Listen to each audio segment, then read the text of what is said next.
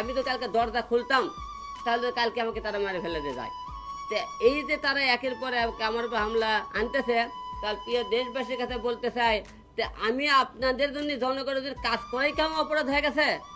আমি জনগণের জন্য আন্দোলন করছি, ছাত্র আন্দোলন কার জন্য করছি? জনতার সাথে মিল করে। বিএনপির লোক আমাকে নিয়ে যা তা বলছে, আমি তাদের বিরুদ্ধে কথা বলছি। বাংলাদেশে যে কোনো অত্যাচার জুলুম হলে সেখানে প্রতিবাদমূলক কথাবার্তা বলছি। আমি তো এই বাংলাদেশ ধর্মঘট করে ভুল করছি। আমার চেহারা নাই, শিক্ষা নাই, দেখতে ভালো না, কুচ্ছেদ, তারপরে কথা বলতে পারি না, আমার কথা আজ পর্যন্ত স্পষ্ট হয় না অনেক বললে। হ্যাঁ, আমি রাজনীতি করছি, আমার কি যোগ্যতা? হয়তো একলে একলে কথা বলে আমার কি যোগ্যতা আছে? আমার তো যোগ্যতাই নাই। এই দেশে আলমদের জন্ম হয়েছে শাসক গোষ্ঠীদের হাতে মার খাওয়ার জন্য।